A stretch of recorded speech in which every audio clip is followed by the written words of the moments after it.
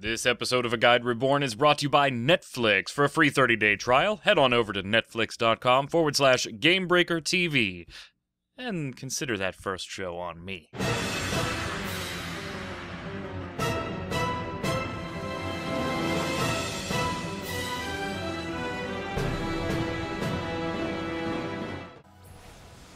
Hello, Internet Magic Man here again from XIVNation.com, and today, on this episode of A Guide Reborn, we're taking you through Halatali. Now, this is a level 20 dungeon that's not part of your storyline, but you do have to complete part of your storyline to get the quest. You're looking for a quest called Halatali. It's given to you by an NPC in Vesper Bay. However, it will only be available after you've finished Dressed to Deceive as part of your main storyline. That's the quest where you put on the weathered gear in Camp Drybone to find out who the fake priest is and everything. When you do that quest, then the NPC in Vesper Bay will give you Halatali, and you're good to go. The first boss here, as you see, is Firemane. Not too bad. It's a fire elemental that does low damage. Now, we went with one particular strategy here. I'll give you both strategies that I've used here. The reason we went with this one this time is the healer is part of a duty group. As you can see, I'm in my Black Mage. Emma, who most of you know from Gamebreaker, Justin Kennedy is with me as well, and then Brim is a longtime friend of mine who's tanking. Periodically through the fight, ads will spawn from these candles in the hallways. Now, the first wave of ads will only come from this one path on the east side of the room. As we get further in the fight, more and more paths will spawn ads. So, second wave of ads, this path will spawn ads again, and the path next to it, going southeast, will spawn ads at the same time. Those ads are rushing to this big flame in the middle. In the meantime, Tank just holds Firemane still, does their thing. Justin and I will take out the ads as each wave comes, and then we'll get back on the boss. That's one way. The other way is if you know the healer or you're confident in the healer, if you get a duty finder and the healer says, hey, just go ahead and burn it, the AoE damage isn't all that bad from these ads. When they get to the center, it's a burst, and that's it. If your healer can heal through it, great. Then just totally ignore these ads. You don't even have to do what Justin and I are doing here. Burn Firemane down, and collect your loot. Since we didn't arrange anything with this particular healer, we just went the safe route. Jumped on the ads. They're not bad. You see both of us are taking them out.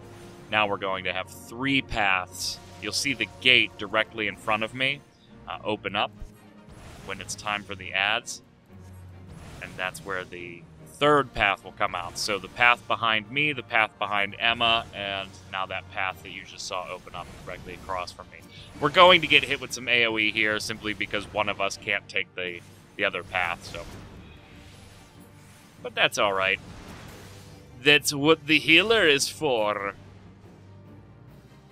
To be honest, this fight is really easy to just burn down, especially if you do know the healer. Just forget it. I mean, it's not going to take much. This is still in that introductory phase of dungeons, around level 20 in the Duty Finder. So, it's not going to be cripplingly hard at those levels.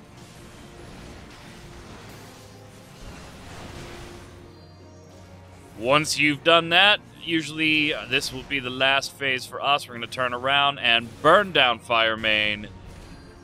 And that, as they say, is that. We will collect our loot. The fire in the middle of the room will turn into a portal, and we will take the portal on to the next boss, Thunderclap. I will admit, before we get there, that this was, you're not watching my first run through Halatali. This was long time after I'd already run it. First run, did wipe on Thunderclap, actually.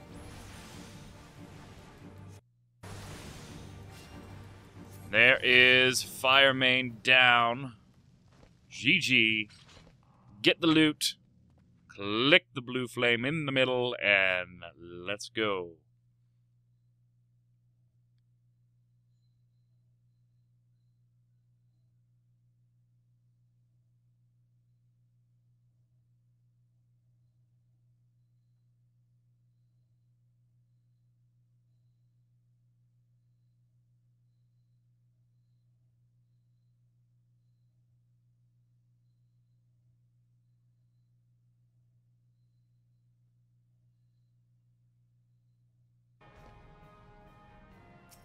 Now, on your way to the second boss, there's 5 of these chain winches that you have to pull along the way. Some will spawn treasure, like you see. Some will spawn enemies, so be on the lookout for an extra pull or 2 along the way. Once you've gotten all the way through the room, you come to the hall where we meet Thunderclap Guevra? Gievra?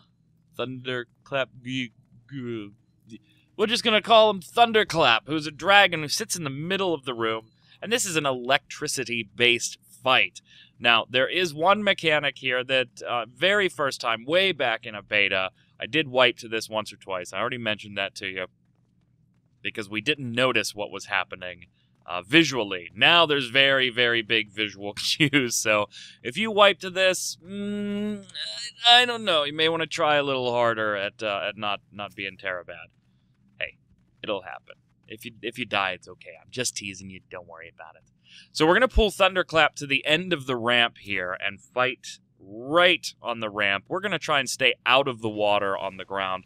Now, during the attack phase, what you see right now, it really doesn't matter if you're in the water or not. We're just trying to keep it easy and keep everybody in the same place throughout the entire fight.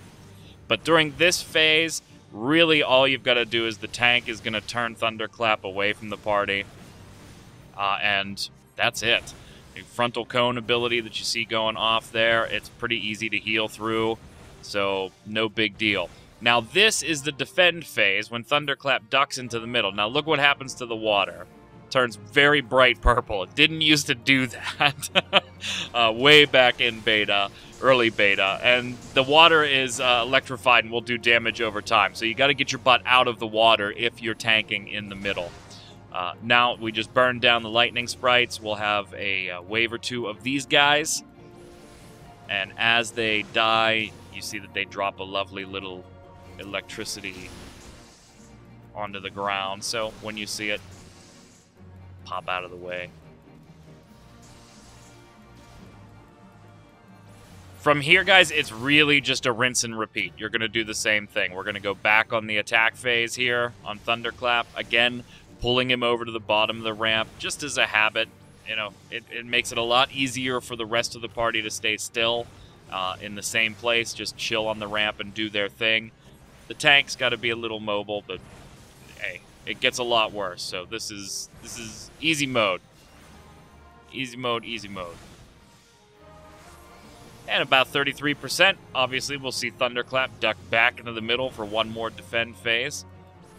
And there we go. Water's going to electrify again. Get your butt out of it.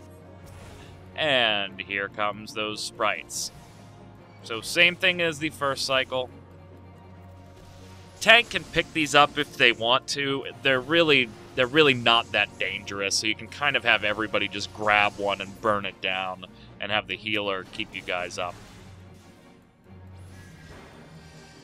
The only time they get really nasty is if they stack and they all drop that electricity debuff onto the ground, that electricity attack on the ground at the same point, and somebody gets stuck in it.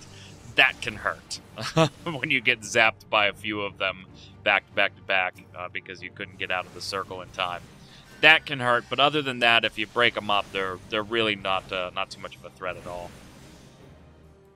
Third attack phase, just straight burn. Everything you've done for the first 2 phases. Our healer at this point got bored and just started bouncing around the room because we weren't taking very much damage at all.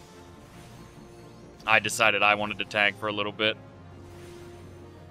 Black Mage tanking for the win.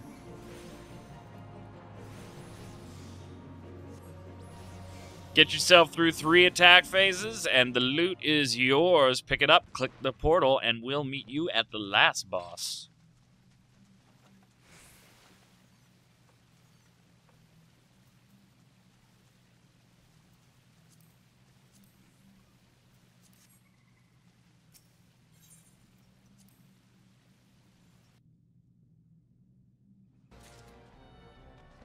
Alright, now before we get to the last boss, there is a little bit of kind of a mini-boss here. Clear around this circle right outside the main boss's room, and then go after the treasure.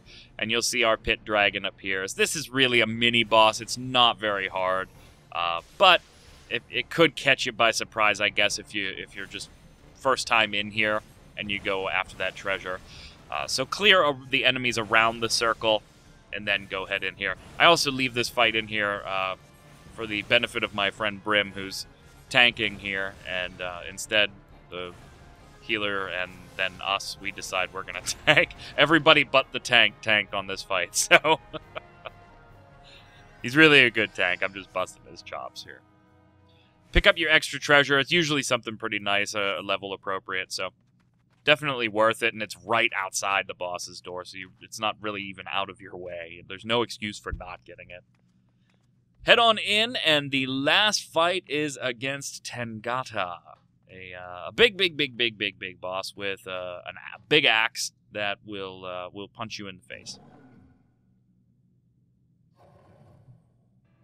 Coliseum-type entrance. Here he comes.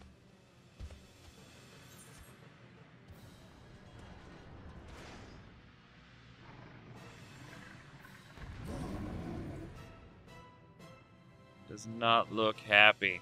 Now, this isn't a hard fight either, and it's also one of those ones where you have one or two strategies that you can use. Again, you'll see Emma and I taking care of the ads for the most part. You don't have to take care of the little wispy ads. They're pretty much the same ads that we saw in the first fight. They come out of the candles that you see surrounding the room, and they'll do a little AoE as they come on in. But we're going to take them out as much as we can anyway. You can, as a black mage, you can run up against a candle and start dropping Blizz too, and pretty much nuke every single one as they come out.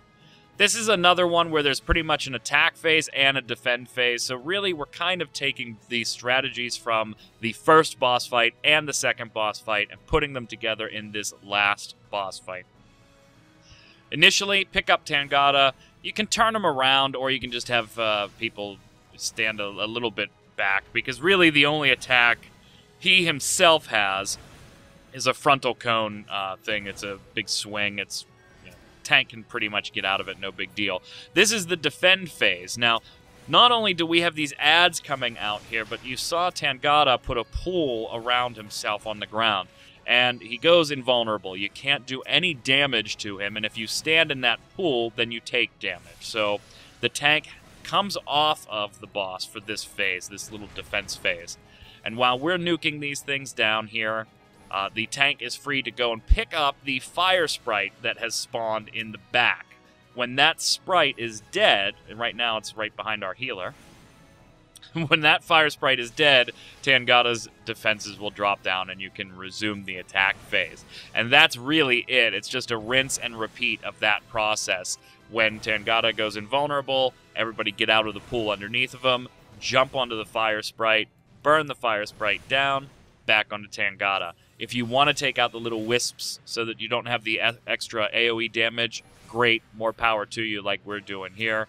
Really doesn't matter. It's another one where if you want to do the fight, it's a little more heal intensive. If you want to do the fight where everybody just goes from boss to fire sprite to boss to fire sprite and eats the wisp AoE damage, you definitely can. Just a little more stress on your healer. But again, it's not that bad. I mean, we're talking about a level 20 dungeon. So Brim gets back on Tangata. We start burning again.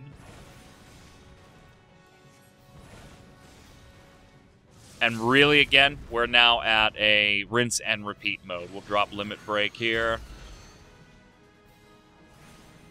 Sky Shard.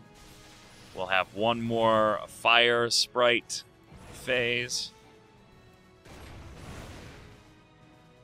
I'm kind of looking for the sprite. Not up yet. Not up yet. At this point, I mean, I'm going to take out a couple of these little guys, but the fight is so close to being over, I'm just looking for the fire sprite. Alright, fine. We'll take the little guys out.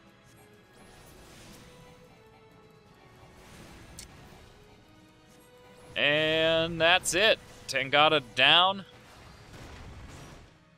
Collect your loot. You've just beaten Halatali, level 20 dungeon in the Duty Finder, part of the Offshoot. If you've enjoyed this guide, make sure to click like, subscribe, write a comment below. Come on over to xivnation.com, your home for everything Final Fantasy XIV related. I'm Magic Man saying stay safe, and we'll see you on the servers.